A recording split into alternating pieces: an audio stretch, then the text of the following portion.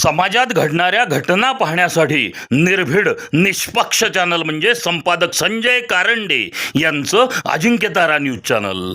Ajinkyatara news चॅनलला like करा, share करा, सबस्क्राईब करा आणि कमेंटही करा. आता आपण संपूर्ण सातारा शहरामध्ये पाहतोय. शहरामध्ये थोड्याफार प्रमाणात रस्ते, पाणी, लाईट, गटर याच्या बाबतीत थोड्याफार तरी सुविधा आहेत. आमचा भाग दरवेळी प्रत्येक वेळी सभागृहात आले की हाच मुद्दा मांडलं तर त्याच्यावर काही म्हणाले शुभ. आमच्या कॉलनी आहे, सुमित्रा हाऊसिंग सोसायटी आहे, तुमच्या कॉलनी, या कॉलनीमध्ये जर तुम्ही रस्ते पाहिले तर अत्यंत खराब अवस्था या रस्त्यांची आहे. सतत अपघात होतात. अजून एक मला आवर्जून सांगावंच वाटतं की आमचा अजिंक्य बाजार जो चौक आहे त्या ठिकाणी जरा मोठ्या प्रमाणात जर स्पीड ब्रेकर अध्यक्ष महोदय बसवले तर सतत ऍक्सिडेंट होत असतात.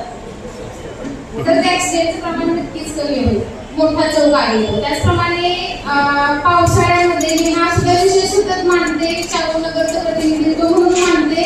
पावसाळ्यामध्ये डोंगराच्या पायथ्यापासून पाण्याची लोंढे प्रत्येक बऱ्याच कॉलनीमध्ये सतत पाणी, अगदी गुडघे एवढं पाणी जातं. एकच पाऊस आला जात असले जसं जसं पाऊस येतो ढगफुटी होते, प्रत्येक वेळी त्या माणसांच्या घरामध्ये पाणी जातं. प्रत्येक वेळी हा मुद्दा सांगण्यास येतोय की लवकरात लवकर त्याच्यावर उपाययोजना करावी.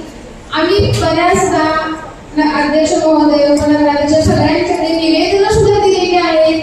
आमच्याकडून ते प्रतिनिधित्व करण्याचं काम केले, परंतु त्याच्यावर काहीतरी ठोस उपाययोजना व्हावी. तुम्ही जर पाहिलं तर Shivneri colony, Sumitra society, Ganesh colony, त्याच्यामध्ये शिवांतरांचं घर आहे, आंगणे कॉलनीमध्ये तर कमरे इतकं पाणी, त्याचं शूटिंग सुद्धा तुम्हाला दाखवलेलं आहे अध्यक्ष महोदय.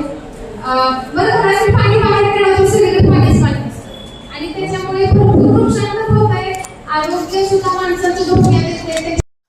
समाजात घडणाऱ्या घटना पाहण्यासाठी निर्भीड निष्पक्ष चॅनल म्हणजे संपादक संजय कारंडे यांचं अजिंक्यतारा न्यूज चॅनल.